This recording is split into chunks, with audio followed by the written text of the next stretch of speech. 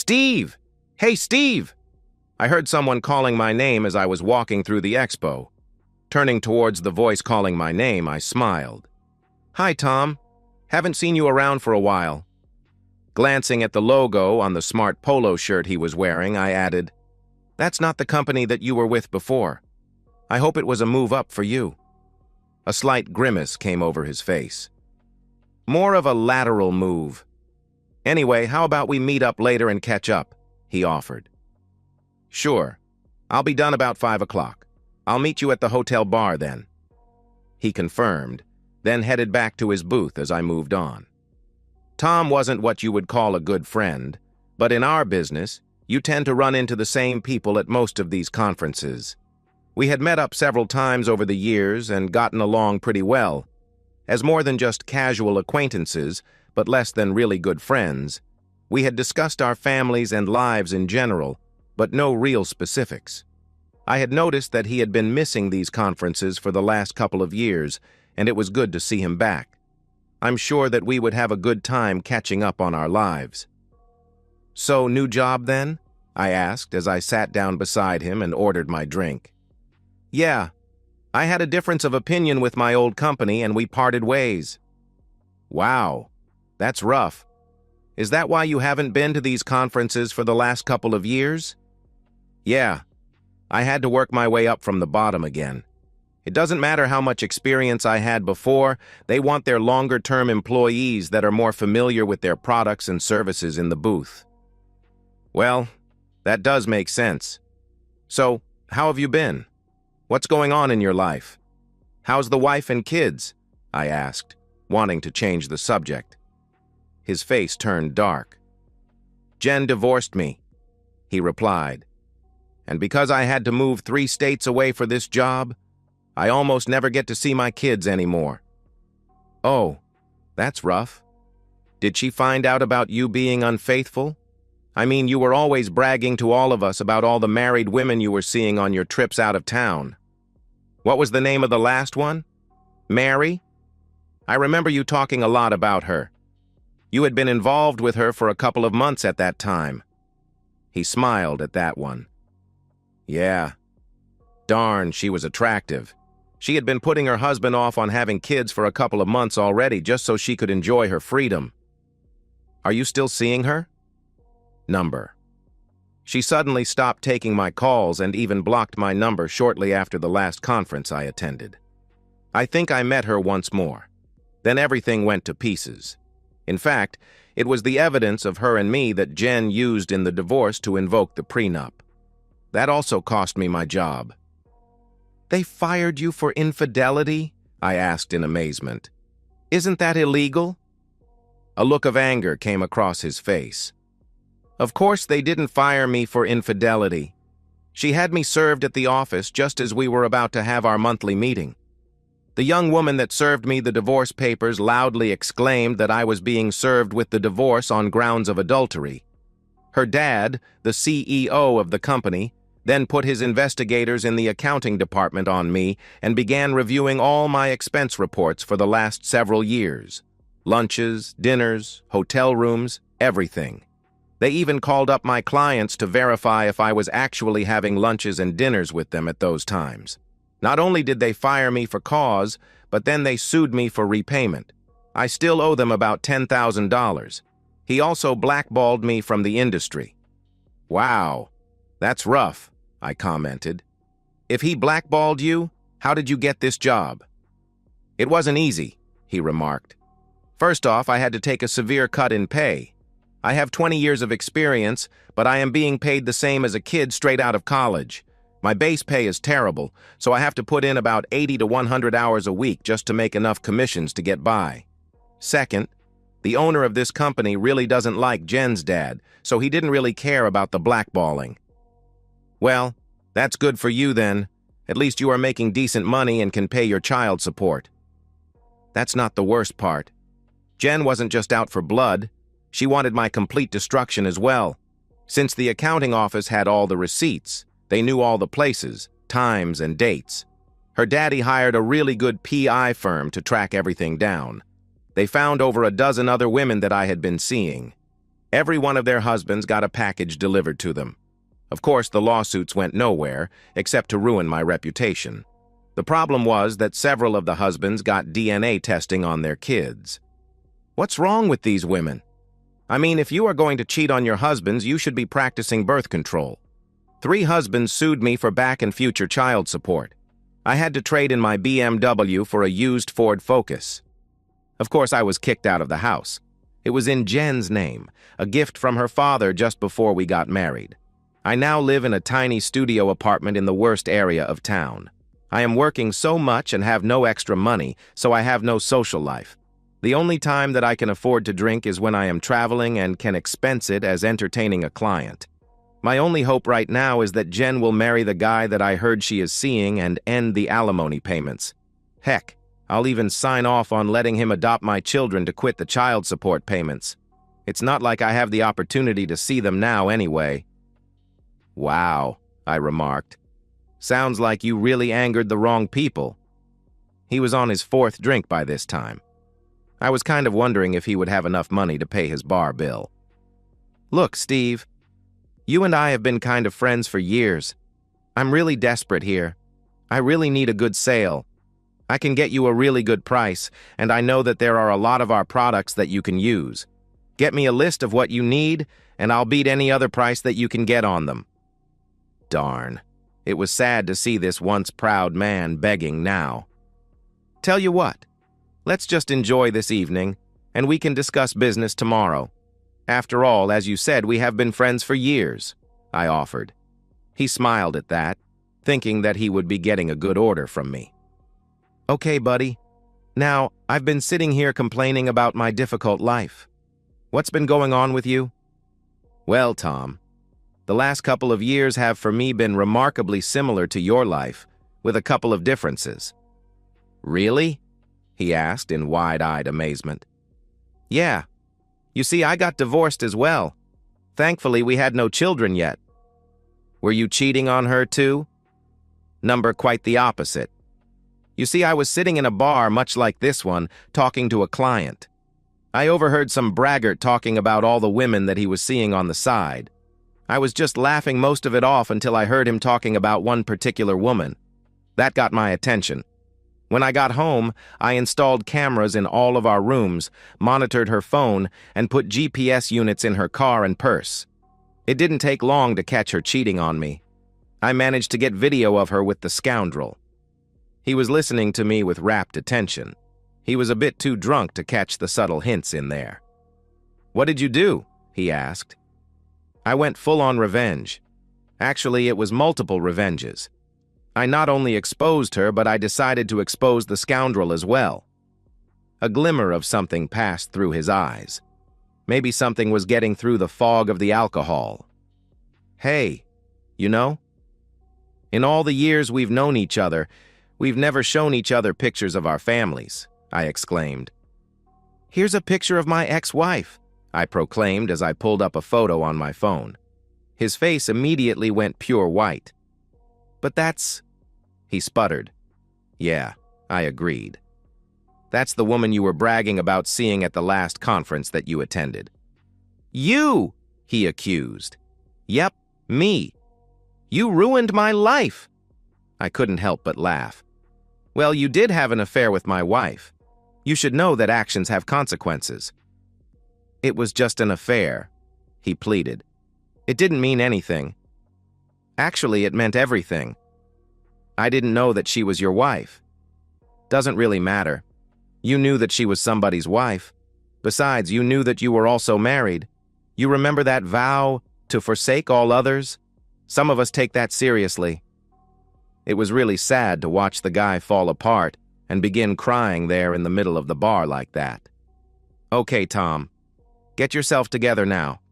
There's a bit more information that you really need to know about, I told him. Really? How much worse can it get? He asked. Well, a lot worse, actually. The good news is that everything else has already been put in place and is already in play. There will be nothing else added on from here on, unless you mess things up again. Please tell me that things will be getting better for me, he begged. Well, they can, depending on your actions. At least they won't be getting any worse. I should start by telling you about my new job. I'm now working for your old company. I'm the director of engineering, and I work directly for the CEO, your ex-father-in-law. He's going to be retiring in 6 months, and I will be named the new CEO. I think that's what the plan was for you until you messed it all up. Next, the owner of your company and your ex-father-in-law don't exactly hate each other. Actually, they are more friendly rivals. In fact, the three of us will be playing a round of golf on Friday. Stan, the ex-father-in-law, realized that without a job, you wouldn't be able to pay his daughter the court-mandated alimony and child support. He discussed it with your new boss and got you the job you have now. Well, at least it can't get any worse. I can start working my way up in this company, and hopefully, she will marry the guy she's seeing and eliminate my alimony payments. Yeah, I wouldn't count on that too much. I seriously doubt that you will be moving up in your company.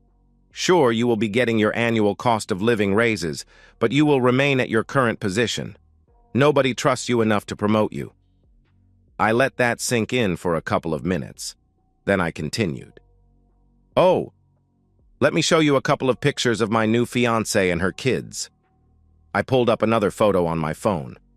I think that it was a bit of a shock, because it took him a minute or two to react. That's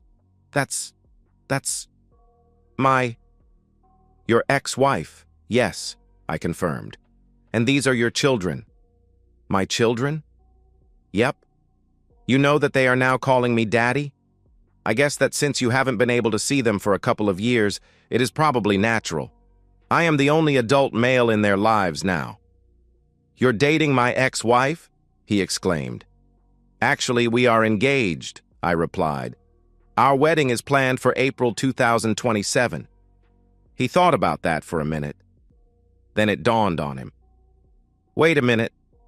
My last alimony payment to her is in March of 2027. Yes, I know. She refused to marry me before then. She wants to collect from you for all she can. You really should have known better than to anger an Irish redhead. You got a double shot of anger management issues there. You got that famous Irish temper, then the famous redhead temper on top of that. That's a bad combination. I thought we were friends. How can you do this to me? Well, I thought that we were friends as well. That is, until I found out you were having an affair with my wife. But I didn't even know she was your wife, he complained. Doesn't matter. You knew she was someone's wife. Maybe you should have found out whose wife she was before you got involved with her. Oh, God. Can this get any worse? You really should never ask that. It jinxes you. It can always get worse. On the upside, you still have 10 years of child support left to pay. Eventually, those kids will start dropping off as they turn 18. Unfortunately, you will most likely still be paying the back support for a while yet. Once the first couple of kids turn 18, you can use that money to double up on those payments. Unfortunately, unless you really impress your boss, you will most likely be laid off as soon as your last child support payment is made. Also, there are still several angry husbands that really want to get their revenge on you. So far, I have convinced them to hold off, because if you are injured, you can't work and keep making the payments on time. Once you are done with those payments, there really won't be much of an incentive to hold off anymore. Anyway, it was good to catch up with you tonight. Maybe we can catch up again at the next conference. I'll take care of the check, since you seem to be having some money issues. I told him as I paid the check, then left him there contemplating his future existence. The beautiful redhead sat at a booth in the corner observing the conversation. She watched as the tall, well-built man got up, paid the bill, and strode out of the bar. She saw the devastation on the other man's face. Of course, she knew what had just happened. Still, she was compassionate. The poor, broken man really could use some good fortune to come into his life. Yes, he deserved everything that was happening to him, but judgment tempered with mercy is always best. After all, people can learn from their mistakes, so giving them a chance to redeem themselves always benefits society. The red-headed goddess spied a tall, leggy blonde beauty enter the bar and look around. She was already familiar with the blonde, and she had already made arrangements for her consequences to visit. The redhead smiled. Worst case, she would move up her plans for the blonde. Her fate was sealed regardless. The redhead closed her eyes and concentrated. Suddenly, several other customers entered the bar and took all the available booths. The only seat left was at the bar beside the devastated man. Having no other choice, the blonde strode confidently to the seat and sat down. Karma smiled. It was all now up to the devastated man whether he would get a bit of relief or have further devastation in his life. After a quick glance at the 6 feet 5 inches muscular man in an obvious disguise sitting alone in a dark booth at the back of the bar, the red-headed goddess decided to let things play out as they would. It had been a long month for the beautiful redhead. She needed to relax for a night. With one more spell to ensure that the devastated man would not be seriously harmed, he did need to be able to work to make his court-mandated payments. She decided to relax for the rest of the evening. The clearly exhausted and overworked cocktail waitress set another drink down in front of her. The redhead who was named Karma saw the pain in the waitress's eyes. She saw that life had been hard on her and that she did not deserve what she had been through. She saw that this woman was a very honorable and decent person that had been dealt a difficult hand. It was time for her to get a strong dose of good karma. As she was sipping her drink, her mind went into her archives to discover her situation. She discovered what she needed to know. She made her move the next time that she stopped at her booth. "What time do you get off, honey?" she asked. It will be another 2 hours, but I really don't date customers. Besides, I really need to get home to take care of my daughter." What's the use of being a goddess if you can't use it occasionally for your own purposes? She thought. Suddenly, the brunette waitress's phone suddenly rang. She answered it. The gist of the conversation was that the waitress's daughter had already fallen asleep, and her teenage babysitter was willing to stay the night for no extra charge. "Well, now that has been settled, I'm in room 512. Don't worry, I'll have you home in plenty of time to fix her breakfast tomorrow morning. I'm pretty sure that this is something that you need." Seriously, she is a goddess. No one can resist her. The brunette rested peacefully in the luxury of the high-end suite. She was surprised when she woke up in her own bed the next morning with pleasant memories of the night before. The goddess woke up with a sigh of resignation, knowing that she would never be able to have a real relationship. Still, she was content that she had made the proper arrangements so that the waitress would be taken care of. She would just have to be satisfied with the occasional connection that she could work out. Tom failed his test for redemption. He used his expense account to buy the married blonde drinks and convince her to his hotel room. Unfortunately for both, she didn't take much convincing. In fact, it is still a point of contention on whether he talked her into it or she talked him into it. Either way, her jealous husband, who had watched the entire thing in disguise, severely injured Tom to the extent that he would never be able to function normally again. He then used his prenup to divorce the blonde and leave her with just the clothes on her back when she left. She is now working multiple jobs on the bad side of town to survive. Oddly, a week after the encounter between the red-headed goddess and the brunette waitress, a very expensive Lexus SUV suddenly broke down in front of the modest bar. As luck, or karma, would have it, the rich woman sat in a booth that the brunette beauty was serving. Through a series of odd circumstances, the rich woman ended up sitting in the booth for several hours before her car was towed. The time allowed the two to get to know each other very well.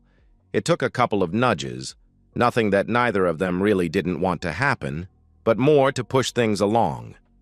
Eventually, the rich woman became a semi-regular at the bar. She always sat in the section that the attractive brunette was covering. It took a while, but they eventually got together. The brunette's family had rejected her because she had come out as gay. Her baby was the result of a terrible assault by her father's friends trying to change her orientation. "My name is Karma. I'm tough." The rich woman ended up owning the factory that the brunette's family works at. They were all fired and lost their houses.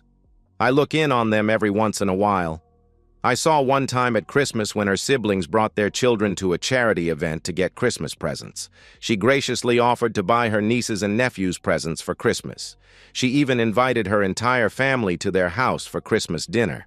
She used that opportunity to show her prejudiced family the love and respect for each other in her house. It didn't fix everything, but it was a start. Tom? Well, what can I say? I gave him the chance to help himself. The main issue after that night was that he was so badly injured that he was never able to function normally again. Once his last biological child turned 18 and graduated from high school, he was laid off from the company he worked for. Because of his past, he was blackballed from ever working in the industry again. He ended up as an alcoholic assistant manager at a Taco Bell. I really did try to help him, but his decision-making never got any better. What can I say? I really am tough. The blonde? Well, she was never even close to the beauty that she once was. Once your facial features are damaged to that extent, it takes a lot of money to fix it. Her now ex-husband had discovered a lockbox hidden inside a wall in the house he had inherited a week earlier. He managed to skip the country before the search was put out on him. Rumors have it that he is living very well in a tropical environment right now. Oh. You probably want to know about Mary. Her case was very sad. She did end up repenting her evil ways. Unfortunately, it was too late for her. Steve did end up forgiving her on her deathbed. She contracted a serious illness from her third partner after Steve divorced her. Unfortunately, it was too late before she discovered it. Yes, she was truly remorseful. I did visit her towards the end. The best I could do for her was to make her passing as easy and painless as possible. Okay, so I probably went a bit overboard on her consequences. What can I say? Okay, so I'm not only human. Still, I deliver karma to those that deserve it. Yes, I made sure that her lawyer was incompetent. Yes, I made sure that her ex-husband could manipulate their finances to his advantage. Yes, I made sure that the prenup could be fully enacted. Still, it was her decisions afterwards that drove her fate to where it ended up. She had options. She didn't need to end up working the streets downtown. She didn't need to take him as a client. She had other options. Okay, I did use her to give bad karma to another of her clients. Of course, I was careful that his wife had already stopped being intimate with him. She is doing a lot better now that she divorced him, BTW. Anyway, this should close this chapter. Everyone pretty much got what they deserved. Some got more than they should have. But that's just the way things go. Anyway, I have other things to do right now. Some jerk is about to try to con an innocent widow out of her life savings. Yes, I much prefer to dispense good karma, but every once in a while, I really enjoy giving jerks exactly what they deserve. I have multiple looks, but I much prefer my normal look as a petite redhead with green eyes. Look around wherever you are if you are thinking about doing something wrong. You might want to think twice if you see someone that might look like me in the near vicinity. Maybe I'm watching. And so, we've reached the end of today's story. Was it what you expected, or did it take a twist you didn't see coming? I'm curious to hear your thoughts. Share them in the comments below, and let's get a conversation going. If this story kept you hooked, make sure to hit that like button. And if you're new here or just haven't subscribed yet, now's the perfect time to join our community.